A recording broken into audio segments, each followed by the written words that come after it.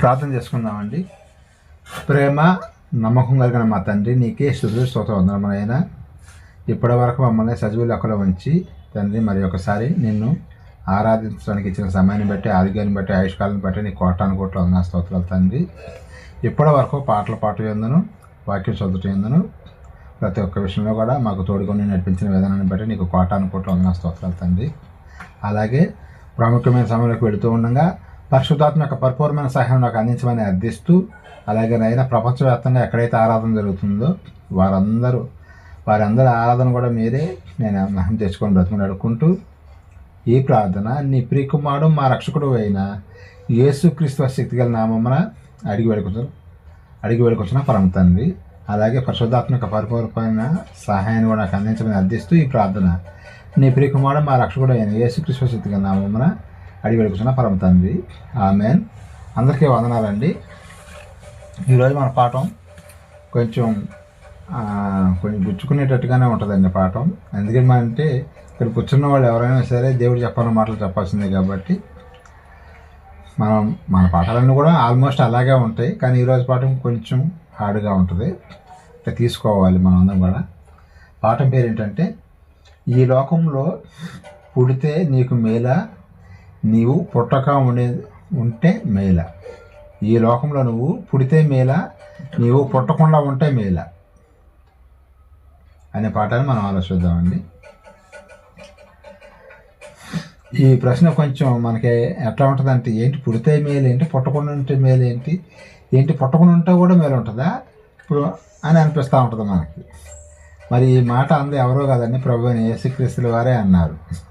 మరి ఆయన ఒక మాట మాట్లాడాడంటే దానికి చాలా చాలా చాలా అర్థాలు వస్తాయండి. ఆ అర్థం ఏ అర్థంతో అన్నాడు ఏంటి అనేది ఈరోజు మనం నేర్చుకుందాం. ఒకే ఒక మాట ఆయన మాట్లాడింది, కానీ దానికి ఎన్నో అర్థాలు వస్తూ ఉంటాయి అన్నమాట. ఎందుకు అన్నాడు, ఏ సందర్భంలో అన్నాడు ఆయన. నువ్వు పుట్టకుండా ఉంటే మేలని ఒక అతనితో అన్నాడు ఆయన, యేసుక్రీస్తుల వారు. ఎవరితో అన్నారంటే ఇస్కరియోతు యోధాతో అన్నాడు అన్నమాట. ఆయనను ఉద్దేశించి మాట్లాడేటువంటి మాట యేసుక్రీస్తుల వారు ఈ మాట మాట్లాడటం జరిగింది. ఈ ప్రశ్న మనం చూస్తే కొంచెం ఏంటి ఎలా అన్నాడు, మరి ప్రభు అంటే ఎలా మాట్లాడుతున్నాడు అని అనిపించింది. కానీ మనకి మాత్రం ఇది చాలా ఇంపార్టెంట్ అని చెప్పుకోవాలండి. ఈ పాఠం మత్తయి సువార్త, యేసుక్రీస్తుల వారు ఎక్కడ మాట్లాడారు, ఏ సందర్భంలో మాట్లాడారు మన బైబిల్లోకి వెళ్ళి చూద్దామండి. మత్తయి సువార్త 26వ అధ్యాయం 24వ వచనం చదవలసిందిగా తెలియజేస్తున్నానండి. మత్తయి సువార్త 26వ అధ్యాయం 24వ వచనం.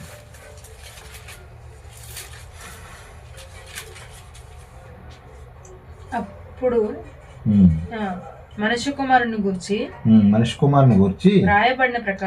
వ్రాయబడిన ప్రకారము ఆయన పోవుచున్నాడు గాని ఎవని చేత మనిషి కుమారుడు అప్పగింపబడుచున్నాడు ఆ మనుషునికి శ్రమ.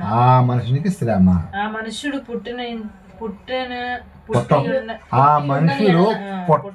పుట్టి ఉండని ఎడల వానికి మేలని చెప్పాను. ఈ మాట చెప్పింది ఎవరండి? ప్రభు అయిన యేసుక్రీస్తుల వారే ఇస్కరియోతు యోధా గురించి చెప్పినటువంటి మాట అండి. మనం ఆలోచిద్దామండి కొంచెం సేపు. మనిషి ఈ భూమి మీదకి పుడితే మేలా, పుట్టకుండా ఉంటే మేలండి మనం ఆలోచిద్దాం. ఆయన చెప్పినట్టుగా కాదు, మన జనరల్గా మనం అనుకుంటాం మరి మనందరం పుట్టాం కదా. మరి పుట్టిన వాళ్ళకి ఏం మేలు లేదా? మనకి ఏమైనా మేలు ఉందా లేదా? దేవుని వల్ల ఉంటుంది, కష్టాలు ఉంటాయి, మేలు ఉంటుంది. అదే ఏంటి అనేది లేఖనాల్లోకి వెళ్ళి మనం కొంచెంగా ఆలోచిద్దామండి. పుట్టన వానికి యేసుక్రీస్తు వారైతే ఇతను పుట్టకపోతే మేలని, అతనికి మేలని అన్నాడు. ఎవరి గురించి అన్నాడు? ఇస్కరియోతు యోధా గురించి. ఎందుకన్నాడు ఆ మాట? పట్టేస్తాడు కాబట్టి శిక్ష ఎక్కువ ఉంటుంది కాబట్టి. యేసుక్రీస్తుల వారిని పట్టించింది ఎవరండి? వాళ్ళకి యూదులకి అంటే రోమ సామ్రాజ్యం సైనికులు ఉన్నారు కదా, వాళ్ళకి ఇస్కరియోతు యోధా గారు పట్టించాడండి.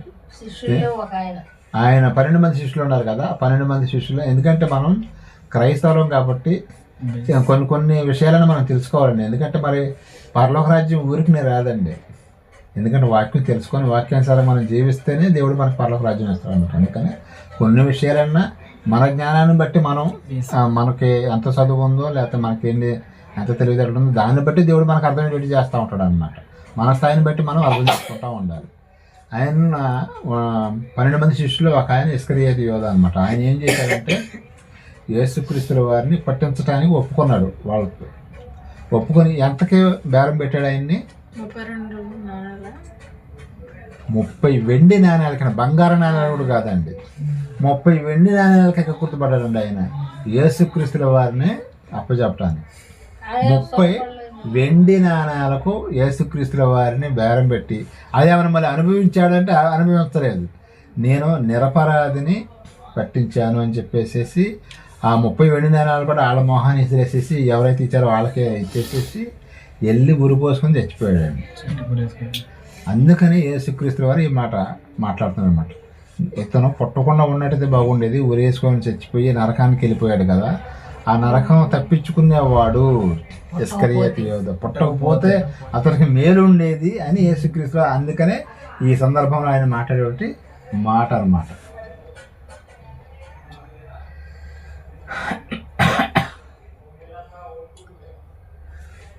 ఇంకో విషయం మీకు ఒక క్వశ్చన్ వేస్తున్నానండి. దీంట్లో కొన్ని క్వశ్చన్లు కూడా ఉంటాయి. మనిషి పుట్టకపోతే మేలు ఉందా?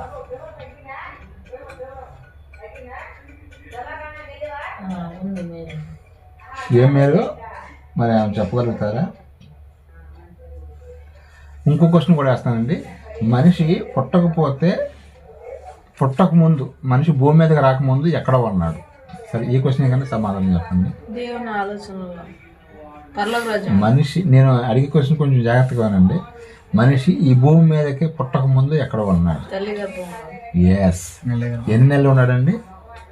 9 నెలలు. 9 నెలలు, కొంతమంది 10 నెలలు కూడా ఉంటారు. మనిషి ఈ భూమి మీదకి రాకమునుపు ఎక్కడ ఉన్నాడంటే తల్లి గర్భంలో ఉన్నాడండి. ఎక్కడ ఉన్నాడు? తల్లి గర్భంలో ఉండటం జరిగిందండి. మరి తల్లి గర్భంలోకి రాకముందు ఎక్కడ ఉన్నాడు? దేవుని ఆలోచన పరలోక రాజ్యంలో. డైరెక్ట్గా అక్కడికి వెళ్ళకూడదు. తల్లి గర్భంలోనికి రాకమునుపు మనిషి ఎక్కడో ఉన్నాడు? తండ్రి గర్భంలో ఉన్నాడండి. చాలామంది ఏమనుకుంటారంటే 9 నెలలు కని మోసి కనేది లేడీస్ అనుకుంటారు. కానీ వీళ్ళకన్నా ముందు ఎక్కడ ఉంటాడంటే తండ్రి గర్భంలో ఉంటాడు, శుక్రకణంలో ఉంటాడు అన్నమాట. తండ్రి గర్భంలో ఉంటాడు మనిషి. ఇంకో క్వశ్చన్ వేస్తాను. తండ్రి గర్భంలోకి రాకమునుపు ఎక్కడ ఉన్నాడు? దేవుని ఆలోచన. వాళ్ళ నాన్నగారి గర్భంలో ఉంటాడు, తాతగారి గర్భంలో ఉన్నాడు. కొంచెం వెనక్కి వెళ్తే మనకి మనిషి ఎక్కడి నుంచి వచ్చేది మనకి చరిత్ర అనేది తెలుస్తూ ఉంటుంది అన్నమాట.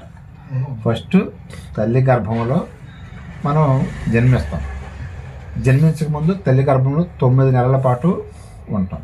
ఈ 9 నెలల పాటు మనకి ఆహారం ఎక్కడి నుంచి వచ్చింది మనిషికి అంటే దేవుడే సప్లై చేస్తాడు. ఆ ప్రక్రియ ఎలా జరుగుతుంది ఏంటి? 9 నెలల పాటు మనిషి ఏమన్నా తింటాడండి గర్భంలో ఉన్నప్పుడు?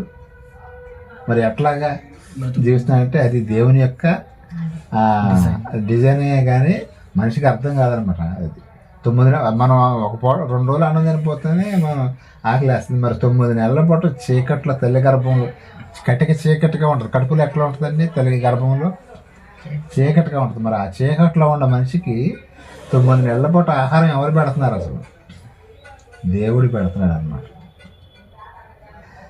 తల్లి గర్భంలోనికి రాకమునుపు తండ్రి గర్భంలో ఉన్నాం. తండ్రి గర్భంలోనికి రాకమునుపు వాళ్ళ నాన్నగారి గర్భంలో ఉన్నాం. ఆయన గర్భంలోనికి రాకమునుపు ఆయన తండ్రి గారి గర్భంలో ఉన్నాం. ఆయన రాకమునుపు అమ్మమ్మల గర్భంలో ఇవ్వండి. ఇది గుర్తుపెట్టుకోండి. తాతల గర్భం అక్కడి నుంచి అమ్మమ్మ వాళ్ళ గర్భంలోకి వస్తాం. ఫస్ట్ తాతగారి గర్భంలో ఉంటేనే అమ్మమ్మకి, అమ్మమ్మ దగ్గర నుంచి ఇట్లా కూతురు ఇట్లాగా మనం గర్భాలు దాటుకుంటా వస్తూ ఉంటాం అన్నమాట. కాబట్టి మీకు ఒక వచనం చూపిస్తాను బైబిల్ నుంచి. మత్తయి సువార్త 1వ అధ్యాయం 2వ వచనం ఒకసారి చూడండి. మత్తయి సువార్త 1వ అధ్యాయం 2వ వచనం. అబ్రహాము ఇస్సాకును కనెను. సరిపోద్దండి. అబ్రహాము ఎవరిని కన్నాడండి? ఇస్సాకుని. ఇస్సాకుని కన్నది ఎవరండి? అబ్రహాము. వాళ్ళ అమ్మగారు ఎవరండి? శారా గారా కన్నది అబ్రహాం గారా? దేవుడు ఏంటి ఇలా రాపిస్తున్నాడు ఏంటి? కంది మరి శారా గారు కదా. 9 నెలలు మోసింది ఎవరు? మరి దేవుడు ఏంటి మరి అబ్రహాం గారు కన్నాడు అని చెప్తున్నారు? మగవాళ్ళు ఎప్పుడైనా కడుపు రావడం చూసామండి మనకి మనం. అంటే కడుపులో వచ్చేది కడుపు వచ్చేది లేడీస్కి కానీ అబ్రహాం గారు కడుపులో ఉన్నాడు కాబట్టి ఆయన అందుకనే దేవుడు ఏమి రాపిస్తున్నాడు? అబ్రహాం ఇస్సాకును కన్యాను అని ఉంది. ఇప్పుడు మనం ఆగి ఆలోచిస్తేనే మనకి బైబిల్ అర్థమైందండి. లేకపోతే మనం చదువుకుంటూ వెళ్ళిపోతున్నాం అనుకో, ఓహో కన్నాడు కదా అనుకుంటాం. మనకి చెప్పాలన్నా కానీ పలానోళ్ళు అంటే పలానోళ్ళు రాజు కొడుకు అంటారా? అంటారుగా. మరి శివపార్తి కొడుకు, కల్పన కొడుకు అనరు. అదే అదే ఎవరైనా బయట ఎవరబ్బాయి నువ్వు అంటారు, ఎవరు పుట్టా నువ్వు అనరు, ఎవరబ్బాయి అంటారు. అది తండ్రి గర్భంలో నుంచి తల్లి గర్భంలో వస్తుంది కాబట్టి తండ్రి పేరే వస్తుంది. అది ముందు తండ్రి గర్భంలోనే ఉన్నాడు. అక్కడి నుంచే తల్లిలోకి వచ్చాడు అనమాట. కనేది మాత్రం నవమాసాలు మోసేది తల్లి, కానీ అంతకన్నా ముందు తండ్రి గర్భంలో ఉంటారు అనమాట. ఈ కంఠాలు కడుపులో వస్తాలు ఇవన్నీ మొహం మట్టి పెట్ల దేవుడు ఆడవాళ్ళకే ఎంత వచ్చింది. ఎలాగా ఇక్కడ మనం చదువుకుంది ఏంటంటే అబ్రహాము గారు ఇస్సాకును కనెను. ఇది సరిపోద్దండి మనకి ఈ పాఠానికి. ఇట్లాగా మరి ఇస్సాకు గారు ఆయన ఇస్సాకు గారి కుమారుడు ఎవరండి? ఆయన ఎక్కడి నుంచి వచ్చాడు? ఎవరి గర్భం నుంచి వచ్చాడు? కొంచెం చదవండి, కొంచెం ఎదురుగా చదవండి. అబ్రహాము ఇస్సాకును కనెను, ఇస్సాకు యాకోబును కనెను. ఇదేంటి కనేది ఆడవాళ్ళు కదా, ఇక్కడ మగవాళ్ళ పేర్లు రాస్తున్నాడు ఏంటి అంటే దేవుడు ఆయన ఏదైనా కరెక్ట్గా రాస్తాడు అనమాట.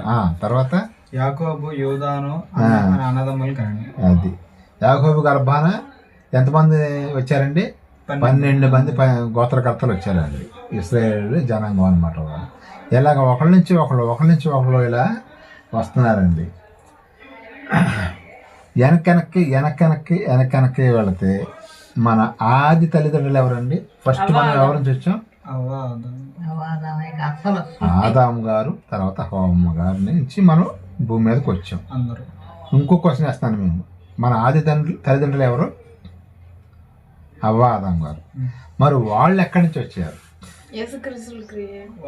దేవుడు సృష్టించాడు. వాళ్ళకి బాల్యం లేదు, డైరెక్ట్ గా సృష్టించారు. మట్టి ద్వారా వాళ్ళు క్రియేట్ అయ్యారు.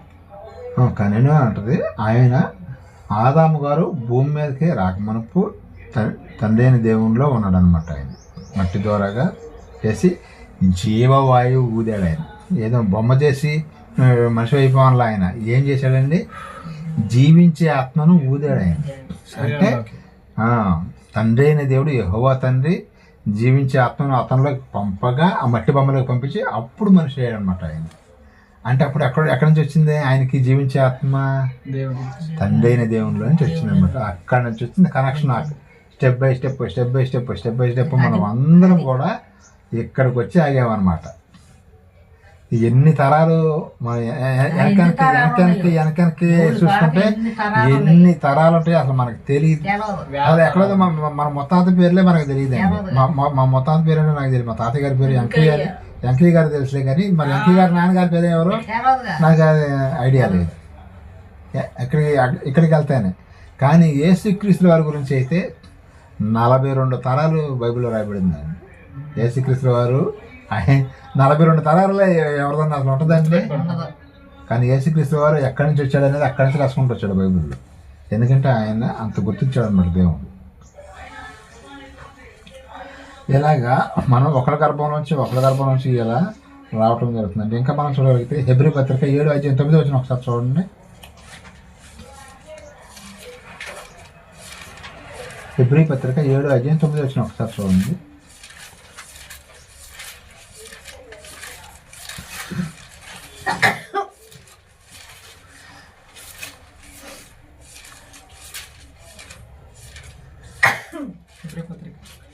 హెబ్రీ పత్రిక 7వ అధ్యాయం 9వ వచనం అండి.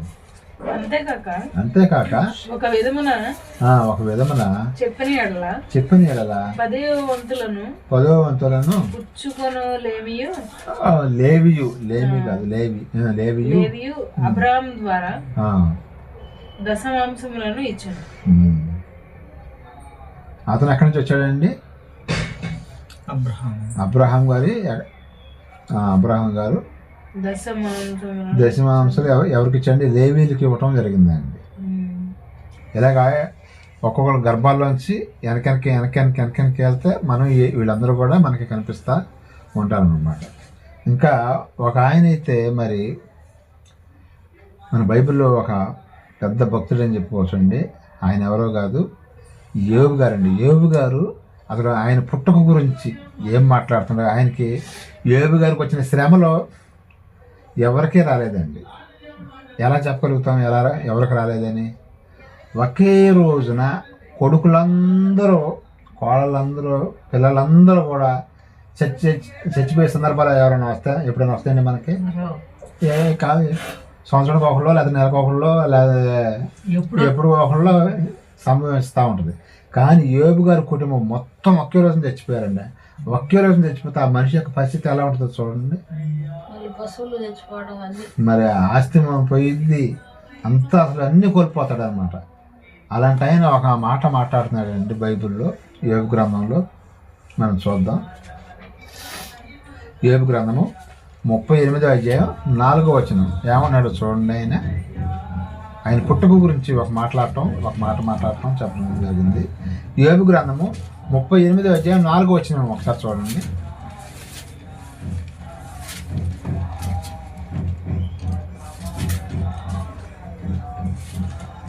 నేను భూమికి పునాదులు వేసినప్పుడు నీవెక్కడ ఉండేవి?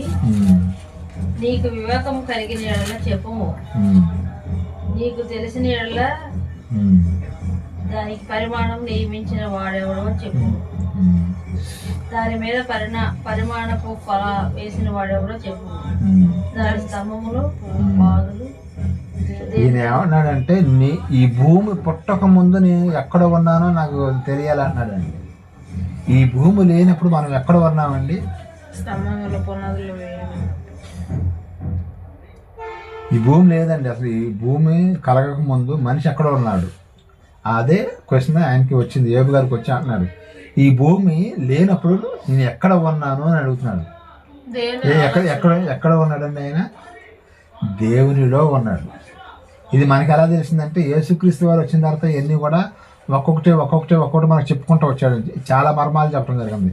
ఈ పాత నిబంధన అనేది అప్పట్లో వాళ్ళకి, ఆ భక్తులకు అర్థం కాలేదండి. ఈ భూమి లేనప్పుడు నేను ఎక్కడ ఉన్నాను, అసలు నేను ఎక్కడి నుంచి వచ్చాను అనే డౌట్ వచ్చిందండి యోబు గారికి. భక్తులు ఒక్కొక్కరు ఆలోచిస్తున్నారండి. బైబిల్ మనం చదువుతామంటే, బైబిల్ చదవటం వల్ల మనకి చాలా చాలా చాలా జ్ఞానం వస్తుందండి. ఈ లోక జ్ఞానం అనేది ఏదో ఈ 60-70 సంవత్సరాలు బతకడానికి ఉపయోగపడుతుందేమో కానీ, మనం పరలోక రాజ్యానికి వెళ్ళటానికి బైబిల్ చదివితే మాత్రం చాలా జ్ఞానం వస్తుంది అనమాట. ఈ బైబిల్ చదువుతూ ఉంటే మనకి అసలు ఈ మెసేజ్లన్నీ విన్న తర్వాత, నేను గత 15 సంవత్సరాల నుంచి మనం ఈ యొక్క మెసేజ్లు విన్నాం కదా, అప్పటి నుంచి వినుకుంటూ వస్తుంటే ఇప్పుడు బైబిల్ చదువుతుంటే చక్కగా అర్థం అవుతుంది. అందుకని మనం మాటలో మెసేజ్లు వినాలి, అలాగే బైబిల్ కూడా చదవాలి. కనీసం ఒక 3 అధ్యాయాలన్నా చదవాలండి రోజు. 3 అధ్యాయాలు అయినా చదువుకోవాలి. అప్పుడు మనకి దేని యొక్క వాక్యం అర్థం అవుతూ ఉంటుంది అనమాట. ఈ భక్తుడు ఏం మాట్లాడుతున్నాడంటే, నేను ఈ భూమి మీదకి రాకముందు నేను ఎక్కడ ఉన్నాను అని క్వశ్చన్ వేసుకుంటున్నాడు. ఎక్కడ ఉన్నాడో మనం ముందుకెళ్ళి చూద్దాం. ఇక్కడ ఇస్కరియోతు యోధా గారు అయితే చూసారా, ఆయన ఏం చేశాడంటే 30 వెండి నాణ్యాలకి ఆయన్ని అమ్మేయటం జరిగింది. అప్పుడు పలికినటువంటి మాట అనమాట. ఇంకో యోబు గ్రంథం నుంచి ఇంకో మాట కూడా చూద్దాం. యోబు గ్రంథము 10వ అధ్యాయం 18-19 వచనాలు ఒకసారి చూడండి. యోబు గ్రంథము 10వ అధ్యాయం 18-19 వచనాలు ఒకసారి చూడండి. ఇంకా ఆయన కొన్ని మాటలు మాట్లాడటం జరుగుతూ ఉంది, అవి కూడా మనం చూద్దాం. యోబు గ్రంథము 10వ అధ్యాయం 18-19 వచనాలు. గర్భములో నుండి నన్ను ఎలా వెలికి రప్పించితివి? అప్పుడే ఎవరినో నన్ను చూడకుండా నేను నా ప్రాణమును విడిచి ఉండిన మేలు. యోబు గారు ఆ బాధ తట్టుకోలేక ఏమనంటే అప్పుడే నేను ఏమన్నాడండి, నేను చచ్చిపోతే నా తల్లి గర్భంలోనే చచ్చిపోతే బాగుండేదేమో నేను అన్నాడండి. యోబు గారు ఆయనకు వచ్చిన బాధలో కష్టాలు తట్టుకోలేక పిల్లలు మొత్తం ఒకే రోజున చచ్చిపోయారు. భార్య కూడా ఏముంటుందండి, భార్య అన్న ఆదరించవద్దండి, నువ్వు కూడా దేవుడిని తిట్టి చచ్చిపోవద్దు, దేవుడిని దూషించి చచ్చిపోవచ్చుగా అంటుంది పిల్లం. అలాంటప్పుడు ఇంకా మనిషికి ఎట్లా బతకబుద్ధి అయిందండి. ఇప్పుడు పిల్లలు పోయి, ఆస్తి పోయి, ఆరోగ్యం పోయి, అన్నీ పోయి ఒక భార్య మిగిలింది. ఆ భార్య కూడా ఏముంటుందంటే నువ్వు దేవుణ్ణి దూషించి చచ్చిపోవచ్చుగా అంటుంది. అప్పుడు మాట్లాడుతున్నానండి యోబు గారు ఏమంటే, నేను నా తల్లి గర్భంలో నేను అక్కడే చచ్చిపోయినట్టు బాగుండేదేమో, ఈ భూమి మీదకి రాకుండా ఈ బాధలు లేకుండా పోయి నాకు అని బాధపడుతున్నానండి. అప్పుడు నేను లేనట్లే ఉండి నేను లేకపోతే బాగుండు అన్నాడు. గర్భంలో నుండి సమాధికి కొనుక్కోబడి ఉన్నాను. డైరెక్ట్గా భూమి మీదకి రాకుండా అబార్షన్ అయిపోతే గనక తల్లి గర్భంలో చచ్చిపోయాను అనుకున్నాను, డైరెక్ట్గా నేను పరలోక రాజ్యానికి వెళ్ళిపోయేవాడిని, నాకు ఈ బాధలు ఉండేవి కదని యోబు గారు బాధపడుతున్నారండి. 19 వచ్చిన చదివారా? ఇంకో వచ్చిన కూడా చూద్దామండి యోబు గారిది. యోబు గ్రంథము 3వ అధ్యాయం 1వ వచనం ఒకసారి చూడండి. యోబు గ్రంథము 3వ అధ్యాయం 1వ వచనం.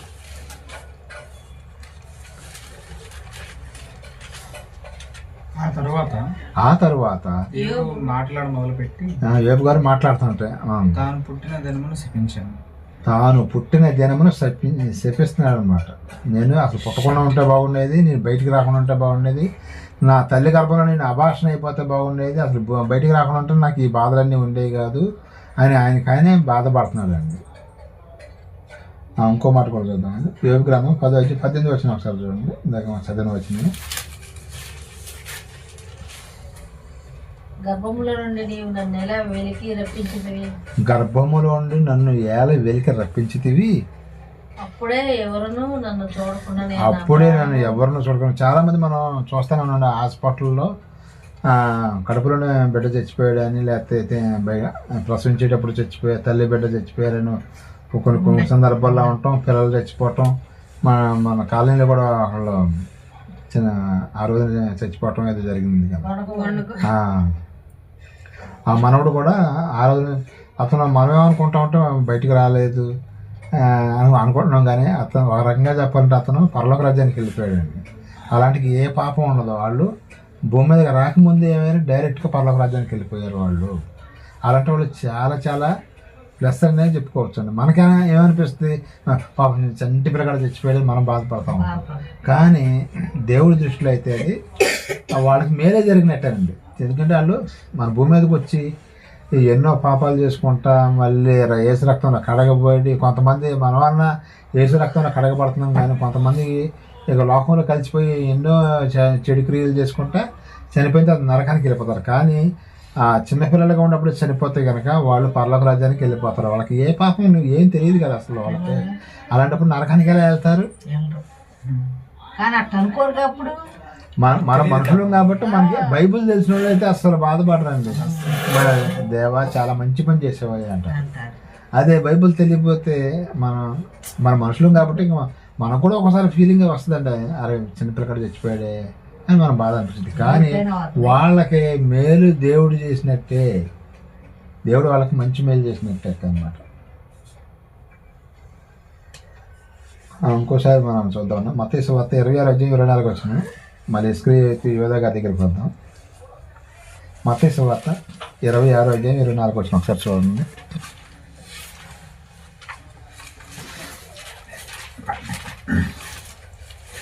మత్తయి సువార్త 26:24 నేను చదివిన వచ్చిన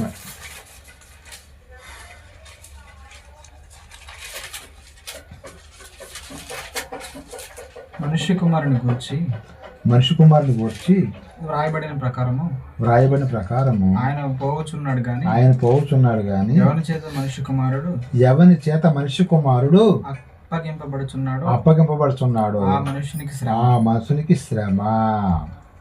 ఇక్కడ మీకు ఏమైనా డౌట్లు వస్తున్నాయండి ఈ వచ్చిన చదివినప్పుడు?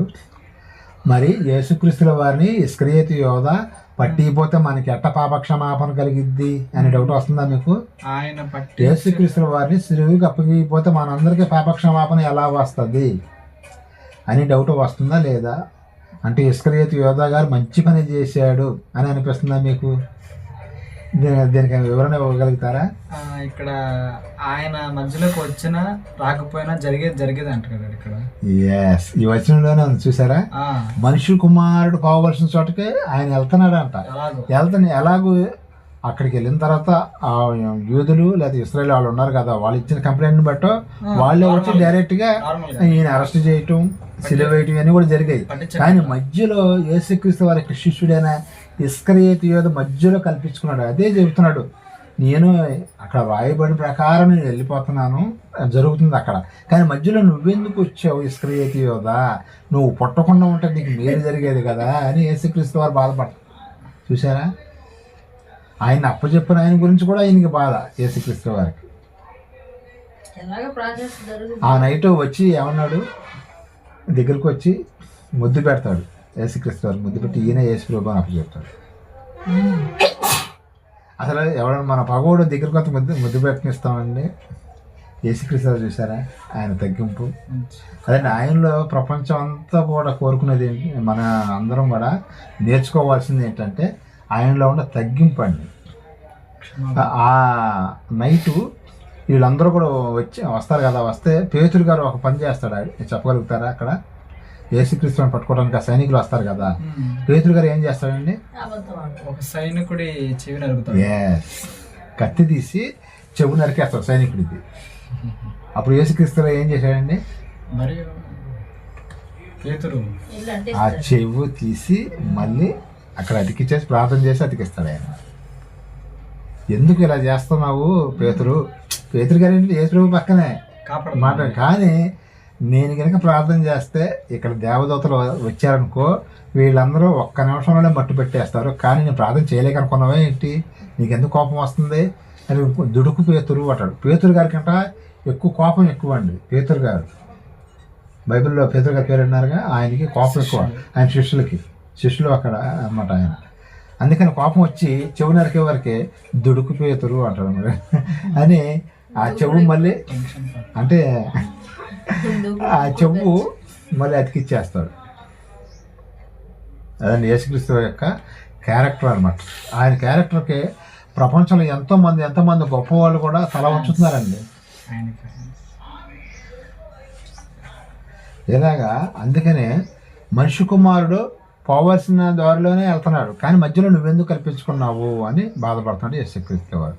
ఇస్కరియోతు యోధ అప్పచెప్పకపోయినా సరే, ఆ 30 నాణ్యాలకి కక్కుర్తి పడకపోయినా సరే యేసుక్రీస్తు ఏదో రకంగా ఆయన సిలువ వేసేవాళ్లే.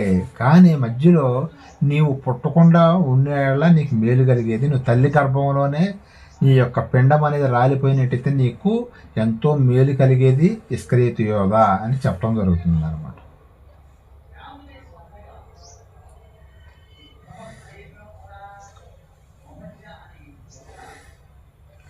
ఆదాం గారు కూడా ప్రతి చల్లపూట వేళ కూడా ఆదాం గారు అవ్వమ్మ గారితో దేవుడు వచ్చి కబుర్లు చెబుతుంటే వాళ్ళు ఏం చేశారంటే ఆఖరికి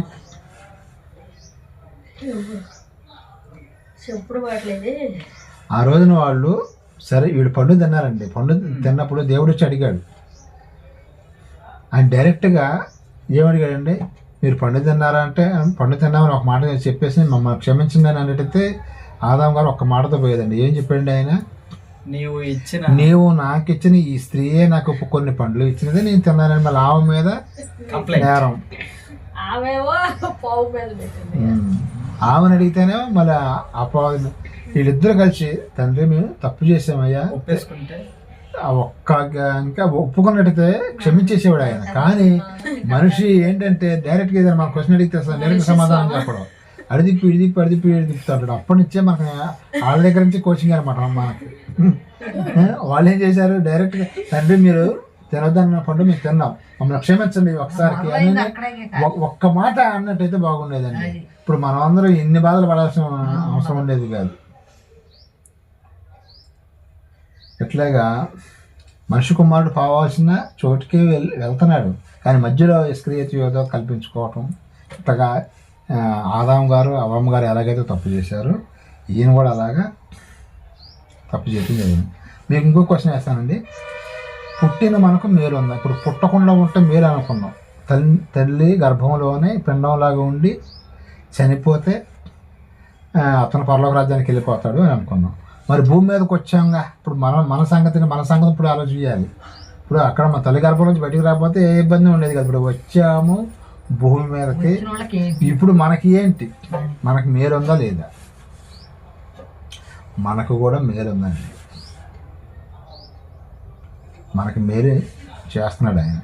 ఏం మేలు చేస్తున్నాడు అంటే యేసు రక్తంలో మన యొక్క పాపాలు కడుక్కున్న భాగ్యాన్ని ఇచ్చాడు అనమాట ఆయన. యేసు రక్తం లేకపోతే మనం కూడా పుట్టకుండా ఉంటే బాగుండేది అనిపించేది. ఇప్పుడు మనందరం కూడా భూమి మీదకి వచ్చాం కాబట్టి తల్లి గర్భంలోంచి భూమి మీదకి వచ్చిన మనము జయిస్తే ఏం జయించాలండి? ఈ లోకాన్ని జయించాలి, పాపాన్ని జయించాలి. ఈ లోకం అంటే ఈ లోకంలో ఉన్నదంతా శరీరాశ, నేత్రాశ, జీవపటమ్మ. వీటిని జయిస్తే మనకి దేవుడు ఒక మంచి బహుమతి ఇస్తానండి. ఆ బహుమతి ఏంటో మీకు బైబిల్ ఇప్పుడు చూపిస్తాను. ప్రకటన గ్రంథము 3:21 ఒకసారి చూడండి. ఈ భూమి మీదకి వచ్చిన మనం జయిస్తే, ఈ లోకాన్ని జయిస్తే, పాపాన్ని జయిస్తే మనకు ఆయన ఒక బహుమతి ఇస్తాన్నాడు. ఆ బహుమతి ఏంటో మనం చూద్దామండి. ఇప్పుడు ప్రకటన గ్రంథము 3:21 ఒకసారి చూడండి.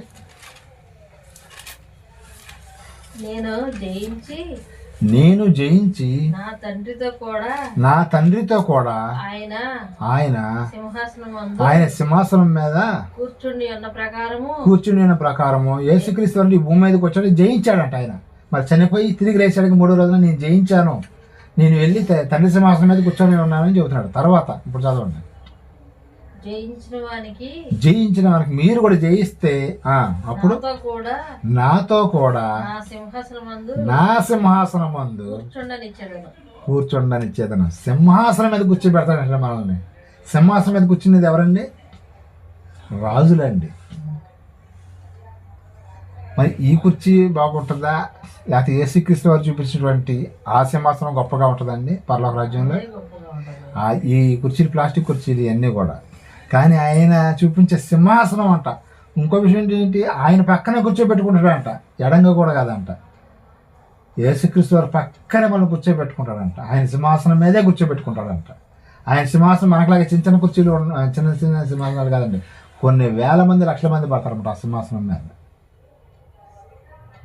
మీరు కూడా ఈ భూమి మీదకి వచ్చారు కదా, మీరు కూడా జయించినట్టయితే మిమ్మల్ని నా సింహాసనం మీద కూర్చోబెడతాను అన్నాడు. ఎన్ని రోజులు కూర్చోబెడతాండి ఆ సింహాసనం మీద? యుగాల పాటు కూర్చోబెడతారండి మనం. యుగాల పాటు.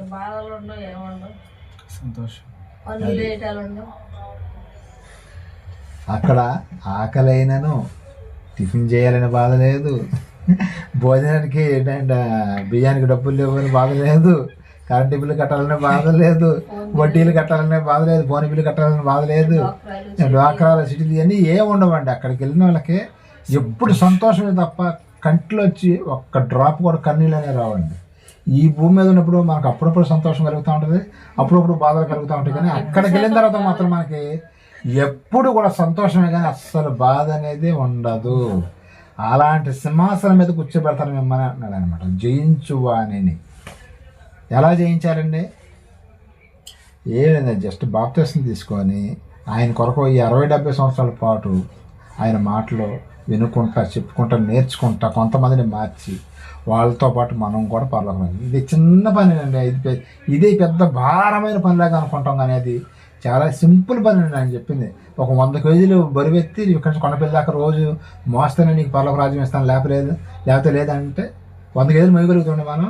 10 కేజీలు బియ్యం మూట కొంచెం దూరం మొయ్యలేకపోతున్నాం. అదే 100 కేజీలు బరువు పెడితే 2 అడుగులు కింద పడిపోతాం. కానీ అలాంటి బరువు కూడా పెట్టలేదండి మనకి. మీరు ఎట్లాగో భూమి మీదకి వచ్చారు, ప్రభువుని తెలుసుకున్నారు, బాప్తిస్మం తీసుకున్నారు, కొంచెం నీతిగా బ్రతికి వాక్యం నేర్చుకొని కొద్ది మందికి నువ్వు చెప్పడం చేత కాబట్టి చెప్పు లేదా చెప్పించు. ఈ 2 పనులు చేయాలండి. అప్పుడు మనం జయించినట్టే. అప్పుడు ఆయన ఆయన పక్కన కూర్చోబెట్టుకుని యేసుక్రీస్తు వారి పక్కన మనం ఒక ఎమ్మెల్యే గారి పక్కనటో లేకపోతే ముఖ్యమంత్రి పక్కన కూర్చుంటేనే ఎంతో సంతోషంగా ఉంటుంది ఈ లోకంలో. మళ్ళీ ఎంతో గొప్పగా ఉంటుంది. ప్రధానమంత్రి దగ్గరికి వెళ్తే ఇంకా గొప్పగా ఉంటుంది. అది అమెరికా ప్రెసిడెంట్ దగ్గరికి వెళ్తే ఇంకా అమెరికా ప్రెసిడెంట్ పక్కన ఆయనతో నేను ఫోటో దిగా అనుకుంటాం. మరి యేసుక్రీస్తు మరి ఈ 3 లోకాలకి అధిపతి అని యేసుక్రీస్తు వారి పక్కన పడి కూర్చుంటే ఎంత గొప్పగా ఉంటుంది ఒక్కసారి ఆలోచించండి. ఈ 3 లోకాలకి అధిపతి ఆయన. వీళ్ళని ఈ భూమి మీదే అధికారులు, కానీ ఆయన 3 లోకాలకి అధిపతి అండి. ఆయన పక్కన కూర్చుంటే ఎంత సంతోషంగా ఉంటుందో ఒక్కసారి ఆలోచించండి. అది మనం అదే అండి, ఎంత సంతోషం వస్తుంది అంటే మాటలు చెప్పలేవు అనమాట. మాటలు సరిపోవు అనమాట. అలాంటి ఆధిక్యతను మనకి ఇస్తున్నాడు యేసుక్రీస్తు వారు అనమాట. ఇంకా మనం చూడగలిగితే మత్తయి సువార్త 11 ఒకసారి చూడండి. 11 మత్తయి సువార్త 11 వచ్చిందండి. స్త్రీలు కన్నవారిలో స్త్రీలు కనిన వారిలో బాప్తిస్మమిచ్చు యోహాను యెహోవా కాదు, యోహాను కంటే గొప్పవాడు పుట్టలేదని నిశ్చయముగా మీతో చెప్పుచున్నాను. అయినను పరలోక రాజ్యములో అల్పుడైన వాడు అతని కంటే గొప్పవాడు. బాప్తిస్మిచ్చే యోహాను గారి గురించి మీరు ఎప్పుడన్నా ఈ మాటలు విన్నారా? ఆయన స్త్రీలు కనిన వారిలో ఆయన కన్నా గొప్పవాళ్ళు ఎవరూ లేరంట. కానీ ఒక చిన్న పొరపాటు చేసాడండి ఆయన చెప్పగలుగుతారా? ఏదో చేయమంటే ఒకటి చెప్తే ఇంకేదో చేసినట్టున్నాడు ఆయన. యేసుక్రీస్తు అవన్నీ గుర్తుపట్టలేదు ఆయన. అది ఆయన చేసిన పొరపాటు. మేము ఎదురు చూస్తున్న క్రీస్తువి నీవేనా, మేము మెస్సయ్యవి నీవేనా, వేరే ఆయన కోసం నేను ఎదురు చూడాలని అన్నాడు అనమాట ముందు. మరి అసలు ఆయన కోసం ఎదురు చూసి ఆయనే నేను ప్రభువు మార్గం సరళం చేయడానికి వచ్చినానని చెప్పాడే. మరి అలాంటి ఆయన నమ్మాలా వద్దా? ఆయన కాదు, మరి ఆయన తెలుసుకోలేకపోయాడండి. అందుకని అపనమ్మకం ఉందన్నమాట. అందుకని ఆ ఒక్క విషయంలో అల్పుడు అయిపోయాడు అనమాట. ఇంకో విషయం, ఇక్కడ అల్పుడు అంటే పరలోక రాజ్యంలో కూడా క్యాడర్స్ ఉన్నాయండి. దీన్ని బట్టి మనకి అల్పుడైపోయాడు యోహాను గారు అంటే. పరలోక రాజ్యంలో 30 అంతలు, 60 అంతలు, 100 అంతలు 3 క్యాడర్స్ పెట్టాడండి. ఆ 3 క్యాడర్స్లో కనీసం మనం 30 అంతలకైనా సరే ఫలించి ఆయన యొక్క రాజ్యంలోకి వెళ్ళాలన్నమాట. 60 అంతలు కానీ 100 అంతలు కానీ ప్రయత్నం చేయాలన్నమాట. యోహాను గారి కంటే ఆయన అల్పుడైపోయాడు. అలాగైనా సరే మనం లేదా ఇంకా ఎక్కువ పని చేసైనా సరే ఈ లోకంలో మరి ఎంతోమంది కష్టపడుతున్నారు ప్రభువు పని కోసం. కష్టపడిన వాళ్ళకి ఒకే జీతం, కష్టపడిన వాళ్ళకి ఒకే జీతం ఉంటుందండి. ఇప్పుడు ఒక కంపెనీలో ఒక ఎంప్లాయీ ఉంటాడండి. 10 రోజులు డ్యూటీకి వెళ్ళాడు ఒక వ్యక్తి, ఒక అతనే 30 రోజులు డ్యూటీకి వెళ్ళాడు. ఈ 10 రోజులు వెళ్ళిన అతనికి 30 రోజులు డ్యూటీ చేసిన అతనికి ఒకే శాలరీ ఉంటుందా? 10 రోజులు చేసిన అతనికి 10 రోజులు తగ్గట్టుగానే శాలరీ ఇస్తాడు. 30 రోజులు పని చేస్తే అతనికి ఫుల్ శాలరీ వచ్చింది. అలాగే మనం కూడా ఇక్కడ 30 అంతలు, 60 అంతలు, 100 అంతలుగా ఫలించినట్టయితే 30 అంతలకి 30 అంతలు గాను, 60 అంతలకి 60 అంతలు గాను, 100 అంతలకు 100 అంతలు గాను. 100 మార్కులు ఎవరికి పడ్డాయండి బైబిల్లో చెప్పగలుగుతారా? ఫస్ట్ యేసుక్రీస్తు వారు, తర్వాత అపోస్తలుడు పౌలు గారు, 12 మంది అపోస్తలులు, వీళ్ళందరూ కూడా 100 మార్కులు వేయొచ్చండి. ఎందుకంటే వాళ్ళు హతసాక్షులు అయిపోయారండి. హతసాక్షులు అంటే చచ్చిపోయారు సువార్త నిమిత్తం. ఫస్ట్ చనిపోయింది ఎవరంటే ప్రభు అయిన యేసుక్రీస్తు వారు. ఆయనలో ఏమైనా పాపం ఉందండి? ప్రభువులో ఏ పాపం లేదు. అయినా కానీ సిలువ ఎందుకు వేశారు ఆయన్ని? సిలువ శిక్ష అంటే మామూలుగా ఉండదండి. ఊరన్న అట మెడకట్ట తాడేసి ఒక్కలాగా లాగుతారు, కానీ సిలువనుకో అసలు చేతులకి మేకులు కొట్టేటప్పుడు కానీ, ఆ సిలువ మోపించేటప్పుడు కానీ, మరి ముళ్ళ కిరీటం పెట్టడం కానీ, మరి కాళ్ళకి మేకులు కొట్టేటప్పుడు కానీ ఎంతో బాధ ఉంటుందండి. అందుకని ఆయనతోనే మోపించారుగా, మళ్ళీ ఆ సిలువ కూడా ఆయనతోనే మోపించడం జరిగింది. అక్కడికి ఎన్ని కూడా మరి ఎన్నో బాధలు పడుతున్నారు. ఏ పాపం లేని ఆయన. అదే పాపం చేసిన వాళ్ళు ఈ శిక్షలన్నీ అనుభవిస్తే పర్వాలేదు, కానీ ఏ పాపం లేని ఆయన మన పాపాన్ని ఆయన మోస్తున్నాడు. నీ పాపం, నా పాపం, మనందరి పాపం నిమిత్తము ఆయన సిలువలో తన యొక్క రక్తాన్ని చిందించటం జరిగింది. కాబట్టి ఇంకా మనం చూడగలిగితే మత్తయి సువార్త 28:18 ఒకసారి చూడండి. మత్తయి సువార్త 28:18 ఒకసారి చూడండి.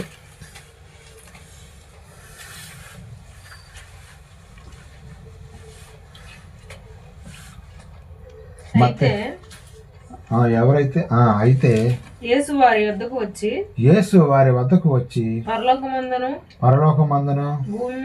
భూమి మీదను నాకు సర్వాధికారం ఇవ్వబడి ఉన్నది. మత్తయి సువార్త 8:18 వచ్చిన 19 వచ్చిన మళ్ళీ. కాబట్టి వెళ్ళి సమస్త జనులను శిష్యులుగా చేయండి. తండ్రి యొక్కయు కుమారుని యొక్కయు పరిశుద్ధాత్మ యొక్కయు నామములోనికి వారికి బాప్తిస్మం ఇచ్చుచు. ఇక్కడ జయించమని చెప్పాడు కదండి. జయించమని సింహాసనం మీద కూర్చోబెడతానని చెప్పాడు కదా. జయించడం అంటే ఏంటి, ఏం చేయాలి మనం అంటే ఇక్కడ క్లారిఫికేషన్ ఇస్తున్నారు. ఎవరైతే బాప్తిస్మం తీసుకున్నారో వాళ్ళు ఏం చేయాలంట, అందరిని నాకు శిష్యులుగా చేసి మీరు కొంతమందికి దేవుని యొక్క మాటలో చెప్పాలి లేదా చెప్పించాలి అని ప్లస్ తండ్రి యొక్క కుమారుని యొక్క పరిశుద్ధాత్మ యొక్క నామంలోని బాప్తిస్మం ఇప్పిస్తూ వాళ్ళని కూడా నా వైపు తిప్పండి, అప్పుడు మీరు జయించినట్టు అని చెప్పడం జరుగుతుంది అన్నమాట. ఇంకా మనం చూడగలిగితే ఇంకో మాట కూడా చూద్దామండి. మార్కు సువార్త 16:15 వచ్చిన ఒకసారి చూడండి. మార్కు 16:15. జయించడం అంటే ఏంటి ఇక్కడ క్లారిఫికేషన్ ఇస్తాను అన్నమాట. మరియు మీరు సర్వలోకమునకు వెళ్ళి సర్వసృష్టికి సువార్తను ప్రకటించాలి. బాప్తిస్మం తీసుకున్న వాళ్ళు చేయాల్సినటువంటి పని ఏంటండి, సర్వలోకానికి వెళ్ళి సర్వ సృష్టికి సువార్తను ప్రకటించాలి. మనం సర్వలోకానికి వెళ్ళలేకపోయినా సరే మన దగ్గరలో ఉన్న వాళ్ళకైనా సరే చెప్పాలి. మనం ఇప్పుడు హైదరాబాద్లో సువార్త చేయగలుగుతామండి, మనం ఇప్పుడు చేయలేము. కానీ మన చుట్టుపక్కల చేయగలుగుతాం. ఇప్పుడు హైదరాబాద్ వెళ్ళి చేయగలిగే వాళ్ళు కొంతమంది ఉంటారు, వాళ్ళ ఆర్థిక పరిస్థితిని బట్టి చేయగలుగుతారు. కొంతమంది ఇక్కడి నుంచి భారతదేశం నుంచి దుబాయ్కి వెళ్ళి అరబ్ కంట్రీస్కి వెళ్ళి అక్కడ సువార్త చెప్పి వస్తున్నారండి. వాళ్ళకి ఇచ్చిన తలాంతను బట్టి, వాళ్ళకి ఇచ్చిన ఆర్థిక వెసులుబాటును బట్టి వెళ్ళి వస్తున్నారు. మనం అంత దూరం వెళ్ళగలుగుతామా, లేదు. కాబట్టి మన చుట్టుపక్కల ఉన్న వాళ్ళకైనా సరే దేవుని యొక్క మాటలు చెప్పాలి. నాకు బైబిల్ చదవడం రాదయ్యా అని అంటే చెప్పాలి లేదా చెప్పించాలి. చెప్పించినా సరే నీకు చెప్పిన వాళ్ళకి ఎంత ప్రతిఫలం ఉంటుందో అంత ప్రతిఫలం నీకు కూడా ఇస్తున్నారు ఆయన. ఇక్కడ దేవుడు ఇది ఒక చాలా గొప్ప అవకాశం ఇచ్చండి. నాకు బైబిల్ చదవటమే రాదు, నాకు చెప్పడం కాదు అని అంటారు కదా, అలాంటి వాళ్ళకు ఒక మంచి అవకాశం ఇచ్చాడు. ఏంటంటే గృహకూడికలాగా పెట్టుకొని ఇంటి దగ్గర ప్రార్థన పెట్టించుకొని కొంతమందికి వాక్యం చెప్పించావు అనుకోండి, వాళ్ళ పాస్టర్ గారు చెప్పినా నువ్వు చెప్పించినట్టే అక్కడ నీ అకౌంట్లోకి వస్తుంది అన్నమాట. అది చెబుతున్నాడు. సర్వసృష్టికి వెళ్ళి చెప్పగలిగితే చెప్పు, చెప్పలేని పక్షాన నువ్వు చెప్పించు. సరే, నీకు ఇంకో ఇటు కూడా చేయొచ్చు. ఎవరైనా ఎట్లాగా సేవకులు చెప్పేవాళ్ళు చెప్పించేవాళ్ళు ఉంటే వాళ్ళకి కొంత డబ్బు అయినా సరే ఇచ్చి, వాళ్ళు సెమినార్లు పెడుతున్నారు అనుకోండి, ప్రార్థనలు పెడతాను అనుకోండి, కొంత డబ్బు ఇచ్చి వాళ్ళకి నా తరఫున ఇట్లా వచ్చిన వాళ్ళకి భోజనాలు పెట్టండాను లేకపోతే టిఫిన్లు పెట్టండాను అట్లాగైనా డబ్బులు ఇచ్చి చేపించవచ్చు. అట్లా కూడా నీకు పరలోక రాజ్యం వెళ్ళే అవకాశం ఇస్తాడు ఆయన. ఇప్పుడు మన వాళ్ళు సెమినార్లు పెట్టారు 5 రోజులు వైజాగ్లో, 70 లక్షలు వచ్చినాయి అంట. మొత్తం ఇట్లా డబ్బులు ఉన్నవాళ్ళు మీ ఇష్టమైతే డబ్బులు పంపించిందంటే 70 లక్షల రూపాయలు 70 లక్షల రూపాయలు వచ్చినాయండి ప్రార్థనకి. 5 రోజుల మీటింగ్. అక్కడికి వచ్చింది ఎంతమంది అనుకున్నారు? 10,000 మంది, 7,000 మంది 8,000 మంది దాకా వచ్చారంట ప్రార్థనకి. ప్రతిరోజు మళ్ళీ వాళ్ళకి టిఫిన్ అక్కడే, మధ్యాహ్నం భోజనం ఒకటే, నైట్ భోజనం కూడా అక్కడే, పొనకోవటం కూడా అక్కడ. మళ్ళీ ఇళ్ళకి వెళ్ళి ఏడొస్తారు, దూర ప్రాంతం నుంచి, ఢిల్లీ నుంచి, బొంబాయి నుంచి, కలకత్తా నుంచి, అక్కడి నుంచి కూడా వచ్చారంట. కొంతమంది దుబాయ్ నుంచి కూడా వచ్చారంట ఇక్కడికి భారతదేశంలో ఉన్న ప్రార్థనకి. దుబాయ్ నుంచి, మరి కువైట్ నుంచి, అక్కడి నుంచి కూడా వచ్చారు కొంతమంది. అంటే ఎవరో శక్తి కొలితే వాళ్ళు ఇచ్చారన్నమాట. డబ్బున్న వాళ్ళు ఎక్కువ ఇవ్వగలుగుతారు, ఇవ్వలేని వాళ్ళు వాళ్ళ స్థాయిని బట్టి. అసలు ఖర్చులు అయిపోయే ఉంటాయి, మిగలవు అక్కడ. ఇట్లాగా మనం మన స్థాయిని బట్టి మనం అండి లక్షలు ఇవ్వగలిగిన ఇస్తారు. ఒక 1,000 రూపాయలు ఇవ్వగలుగుతావా ఇవ్వు మీటింగ్కి, లేకపోతే 2,000 ఇవ్వగలుగుతావా, లేకపోతే 10,000 ఇవ్వగలుగుతావా, నీ ఇష్టం. కొంతమంది లక్షలు ఇచ్చేవాళ్ళు ఉంటారు, లక్షలు ఇచ్చేవాళ్ళు ఉండాలి. అట్లాగా శక్తి కొలది మనం దేవుని పనిలో మనం పాల్గొంటే అప్పుడు మనకి నిత్య జీవాన్ని ఇస్తాడు ఆయన. ఇంకొక మాట చూద్దామండి. హెబ్రీ పత్రిక 6వ అధ్యాయం 6వ వచనం ఒకసారి చూడండి. హెబ్రీ పత్రిక 6వ అధ్యాయం 6వ వచనం ఒకసారి చదవండి.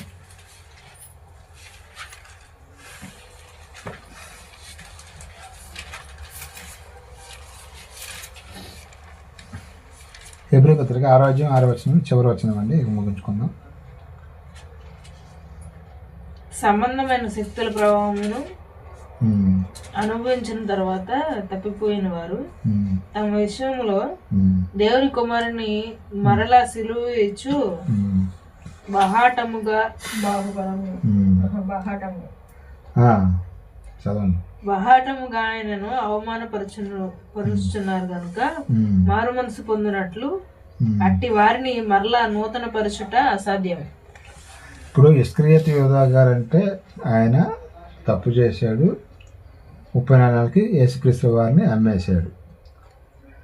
తర్వాత ఆయనకి మారు మనసు వచ్చింది, కానీ ఆయన దగ్గరకు వచ్చి యేసుక్రీస్తు వారి దగ్గరికి వచ్చి ప్రభు నన్ను క్షమించు అని అడిగితే క్షమించేవాడేమో. కానీ ఆయన అక్కడికి రాలేదండి. ప్రభు దగ్గర రాకుండా ఆ 30 నాణాలు వాళ్ళ మొహాన్ని కొట్టేసేసి వెళ్ళి ఏం చేశాడండి, ఆయన ఊరేసుకొని చచ్చిపోయాడండి. చెట్టుకు ఊరేసుకొని చచ్చిపోయాడు. అదే లేదా వచ్చి ప్రభువుని బ్రతులాడుకున్నట్టయితే, ప్రభు నన్ను ఒక్కసారి క్షమించు అని కాళ్ళు పట్టుకున్నట్టయితే క్షమించేవాడు. మనం ఏమనుకున్నాం, ఇప్పుడు ఇస్కరియోతు యూదా చూసారా, యేసు ప్రభువునే అప్పగిచ్చాడు అని మనం అనుకున్నాం. కానీ ఆయన లాంటి వాళ్ళు ఇప్పుడు ఉన్నటువంటి ప్రజల్లో లేరా?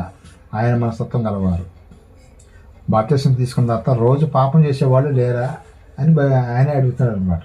హెబ్రీ పత్రికలో పౌలు గారు అదే అన్నాడు. ఇస్కరియోతు ఏదో ఒక్కసారి ఆయన సిలువకు అప్పచెప్పాడు, మీరు బాహాటముగా మళ్ళీ మళ్ళీ మళ్ళీ మళ్ళీ రోజు సిలువ వేస్తున్నారు ఆయన్ని. ఎవరైతే బాప్తిసం తీసుకున్న తర్వాత మళ్ళీ కుక్క గనక తన వాంతికి తిరిగినట్టుగా వెళ్ళి వాంతి అంటే మళ్ళీ శుభ్రంగా అదే తింటదంట. అలాగే మనిషి ఏం చేస్తాడంటే చేసిన పాపని మళ్ళీ మళ్ళీ చేయడానికి చేస్తున్నాడు. అపోజిట్ పౌలు గారు అదే వీళ్ళని గద్దెస్తున్నాడు అనమాట. హెబ్రీయులకు రాస్తూ, ఏంటి మీరు మళ్ళీ వెనక్కి వెళ్ళిపోతున్నారండి, బాప్తిసం తీసుకున్న తర్వాత మళ్ళీ వెనక్కి. ఇప్పుడు నేను ఏం చెప్పాను, వచ్చే దారిలో పాస్టర్ గారులు అంట పాలు పొంగించుకుంటా ప్రార్థన చేస్తున్నారు. అది వాళ్ళు ప్రభువులకు వచ్చిన తర్వాత మళ్ళీ అక్కడికి వెళ్ళకూడదండి. పాలు పొంగించుకుంటా డ్యాన్స్లు వేస్తున్నారు, మళ్ళీ కోలాటాలు వేస్తున్నారు.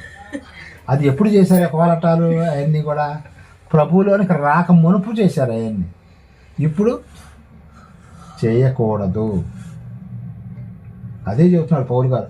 మీరు మళ్ళీ వెనక తట్టుకు ఎందుకు వెళ్ళిపోతున్నారు? వెనక్కి మేము అంతకుముందు ప్రభువులోనికి రాకముందు ఏదో చేశారు, మీరు మీకు ఒప్పుకున్నారు, ప్రభు రక్తంలో కడగబడ్డారు. మళ్ళీ ఎందుకు మీరు అలాంటి పనులు చేస్తున్నారు? ఆయనన్న ఒక్కసారి సిలువ వేసాడేమో, కానీ మీరు ప్రతిరోజు కూడా మళ్ళీ సిలువ వేస్తున్నారు ప్రభువుని. మీరు బీ కేర్ఫుల్ అని వార్నింగ్ ఇస్తున్నాడు ఆయన. జాగ్రత్తగా ఉండండి. ఎవరికంటే ఈ మాటలు చెప్పేది?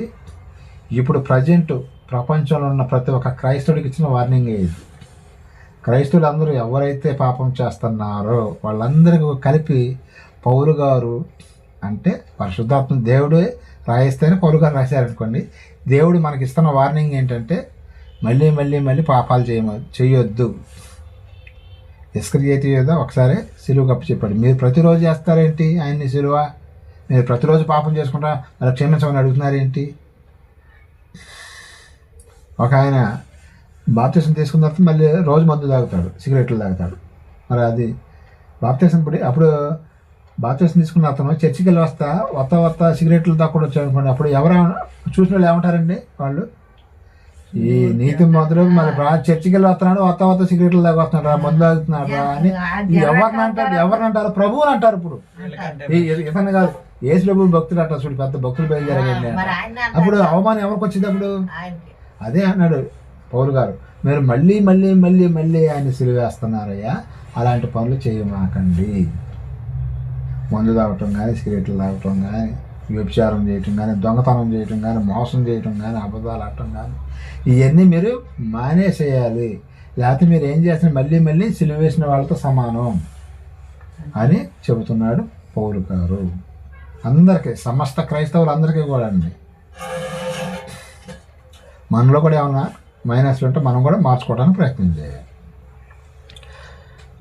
కాబట్టి ఈ లోకంలో పుడితే మేలా నీకు మేలా లేదా పుట్టకుండా ఉంటే మేలా అంటే, పుట్టకుండా ఉంటే ఒక రకంగా మేలు, పుట్టిన తర్వాత ప్రభువులోకి నీతిగా బ్రతికి ఆయన మరి సింహాసనం మీద కూర్చోబెట్టుకుంటానని చెప్పాడుగా, ఆ సింహాసనం మీదకి వెళ్ళాలి మనం అందరం కూడా. అలాగా మన యొక్క జీవితాలు ఉండాలని చాలా సంఘాల్లో ఈ పాయింట్ కూడా చెప్పాలండి. చాలా సంఘాల్లో ఏంటంటే మీకు ఆశీర్వాదం ఆశీర్వాదం ఆశీర్వాదం, నోరు తెరిస్తే ఆశీర్వాదం అంటారండి. ఆశీర్వాదం అంటే ఏంటండి? ఆశీర్వాదం అంటే ఏమిటి? ఈ లోకంలో డబ్బు డబ్బు డబ్బు డబ్బు, ఉద్యోగం, ఇక అన్నీ ఏ మాటలే కానీ ఇంకా దానికని విలువేని ఉన్నాయండి. సరే, దేవుని మాటలో మనం నేర్చుకొని చెప్పాలి లేదా చెప్పాలని ఒక మాట ఇది చెప్పరండి. అమ్మా దేవుడు నేను ఆశీర్వదిస్తాడమ్మా, ఈ మాటలు ఎక్కువ కనిపిస్తాడు. ఆశీర్వాదం ఇస్తాడండి. అసలు నువ్వు మొదట ఆయన నీతిని, ఆయన యొక్క రాజ్యాన్ని నువ్వు వెతికితే నీకు అవి ఉరుక్కుంటా నీ దగ్గరికి వస్తాయి. కొన్ని సందర్భాల్లో మన పరీక్షలో దేవుడు పెట్టినా సరే ఆ పరీక్షలోంచి బయటికి రాగానే రెట్టింపు ఆశీర్వాదం ఇస్తాడండి. ఉంటే ఒక ఆశీర్వాదమే కాదండి మనకు కావాల్సిన డబ్బు ఒకటే కాదు, దేవుని పట్ల ప్రేమ కూడా కలిగి ఉంది. ఎదుట మనిషిని ప్రేమించకుండా డబ్బు డబ్బు డబ్బు అంటే ఉపయోగం ఏముందండి? యేసు ప్రభు ఏం చేశాడు? ఆయన ఎదుట మనని క్షమాగుణం, ఆయనలో ఉన్న హైలైట్ పాయింట్ ఏంటంటే ప్రపంచం అంతా కూడా క్షమాగుణానికి పడిపోయారండి. ఆయన సిలువేసేటప్పుడు వెనక నుంచి ఒకటి గుద్ది నేను ఎవరు గుద్దారు ఆయనతో చిత్రలు ఆడుతున్నారండి. ఎవడన్నా చిత్రలు ఆడుతున్నా మనల్ని చిత్రలు ఆడుతుంటేనే మన కోపం వచ్చింది. మరి యేసుక్రీస్తు వారిని చిత్రలు ఆడుతున్నారంటే మన ఆయనకి ఎంత కోపం రావాలండి?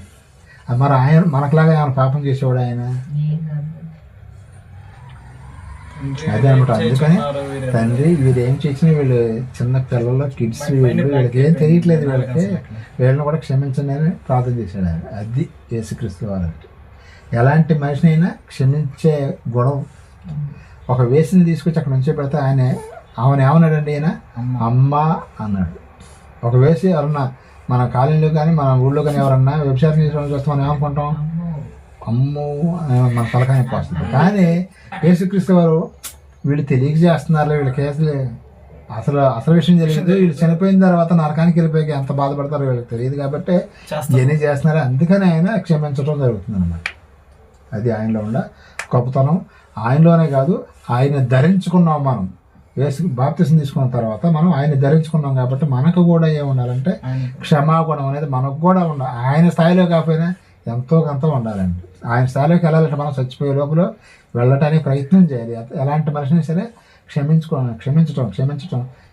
మొదలు పెట్టామనుకోండి, అందరూ మనకి చాలా మంచి వాళ్ళలాగే కనిపిస్తారండి. మన తప్పులు ఎతకటం మొదలు పెట్టామనుకోండి, అందరిలోనూ మైనస్లు ఉంటాయి. ప్రతి ఒక్కళ్ళు మైనస్ ఉంటుందండి. ప్రతి ఒక్కళ్ళు నాలో మైనస్ నాలో ఉంటుంది, ప్రతి ఒక్క మనిషిలో కూడా ఉంటుంది. కానీ అవన్నీ కూడా మనం చూడకుండా ప్రభువు ఎలాగైతే క్షమించుకుంటూ వెళ్ళాడో అప్పుడు మనం నీతిమంతులుగా తీర్చబడి ఆయన ఉండే ఆ సింహాసనం మీద కూర్చోబెడతాం. ఇది మనకు కావాల్సింది ఏంటంటే ఈ లోకంలో ఏదో రకంగా బతుకుతామండి. కొంతమంది ఉద్యోగం చేసుకుంటాను, ఒక ఆటో తోలుకుంటాను, లేకపోతే ఇంకొకటి చేసుకుని బతుకుతాం. కానీ చనిపోయిన వెంటనే మనం తీసుకెళ్ళడానికి దేవదూతలు రావాలండి. మరి ఆ పేదరాజు చనిపోయినప్పుడు ఆయన తీసుకెళ్ళడానికి ఎవరు వచ్చారండి? దేవదూతలు వచ్చారు. అలాగే మనం చనిపోయిన తర్వాత కూడా ఈ లోకంలో నీతిగా బ్రతికితేనే దేవదూతలు వస్తారు, లేకపోతే డైరెక్ట్గా నరకానికి వెళ్ళిపోతారు అన్నమాట. కాబట్టి ఆయన కూర్చునే సింహాసనం మీద మనకి కూడా ప్లేస్ ఇస్తున్నాడు. కాబట్టి మనం ఇక్కడ కొంచెం కష్టమే అనిపించిద్దేమో, అయినా సరే మనం భరించుకుంటా వహించుకుంటా మనం ఉన్నట్లయితే ఆయన ఉండే ఆ మహాలోకానికి వెళ్ళటానికి ఇస్కరియోతు యోధాలాగా కాకుండా మనం ఆయన దగ్గరికి వెళ్ళే భాగ్యాన్ని ఇచ్చాడు. కాబట్టి మనం ఇంకా మనం సజీవులుగానే ఉన్నాము, మనం భూమి మీదే ఉన్నాం. కాబట్టి ఇప్పటికైనా సరే మనం ఆయన ఆజ్ఞల ప్రకారంగా జీవించి ఆయన ఉండే మహాలోకానికి వెళ్ళాలని కోరుకుంటూ ఇంతటితో నా మాటలు ముగిస్తున్నానని చిన్న ప్రార్థన చేసుకుందాం. ప్రేమ నమ్మకం మా తండ్రి, నీకే స్తుతులు స్తోత్రం అందరమైన ఇప్పటి వరకు నీ పిల్లలకు నీ మాటలు చెప్పాను తండ్రి. అయినా ప్రపంచవ్యాప్తంగా ఎక్కడైతే ఆరాధన జరుగుతుందో సమస్త ఆరాధనలు కూడా మీరే మహిమ తెచ్చుకొని జరుగుతుంది అడుక్కుంటూ, అలాగే చిన్న మందగా కూడా మేము ఇక్కడ అయినా ప్రార్థన చేస్తూ ఉండగా నీ కాస్తం మాకు తోడుకొంచి నడిపించమని, మీరు చేసే పనిపాట్లోనూ ప్రతి ఒక్క విషయం కూడా సహాయం దయచేయమని, నేను ఇక నీ యొక్క పనిలో ముందుకు వెళ్ళటానికి సహాయం తెచ్చాము, అనేకులకు వెలుగుగా ఉండటానికి నీ యొక్క కృపాగద్దాలు మా మీద ఉంచిన బ్రతిమలాడుకుంటూ నేను నీ హస్తం మాకు ఎల్లప్పుడూ ఉంచమని, అలాగే మరి అత్తయ్య గారికి కూడా మంచి ఆరోగ్యం తెచ్చామని, జ్ఞానాన్ని తెచ్చామని, కృప చూపమని, సహాయం తెచ్చామని, అలాగే రాఘవరావు కుటుంబాన్ని కూడా జ్ఞానం చేసుకోమని, యువరాజు కుటుంబాన్ని, అలాగే ప్రతి ఒక్కరిని కూడా నాయన జ్ఞాపకం చేసుకోమని, మా రక్త సంబంధికులందరినీ నిస్వార్థంగా సేవ చేసిన సేవకులను, వాళ్ళ కుటుంబాలను, వాళ్ళ యొక్క పరిచయాలను కూడా దీవించమని, నడిపించమని, సహాయం చేయించమని, ప్రపంచవ్యాప్తంగా కూడా క్రైస్తవులందరినీ కూడా చల్లగా కాచి కాపాడమని, అలాగే అధికారులను కూడా జ్ఞాపకం చేసుకోమని బ్రతిమలాడుకుంటూ ఈ ప్రార్థన నీ ప్రియ కుమారుడు మా రక్షకుడు అయిన యేసుక్రీస్తు శక్తి గల నామమున అడిగి వేడుకొచ్చిన పరమ తండ్రి యొక్క దయ, కుమారునికి ప్రేమ, పరిశుద్ధాత్మక సన్నిధి సహవాసం మనకే లోకంలో ఉన్న సకల పరిస్థితులకు అనుగ్రహించేబట్లకు సదాకాలం తోడుకు నడిపించింది గాక. ఆమేన్. అందరికీ వందనాలండి.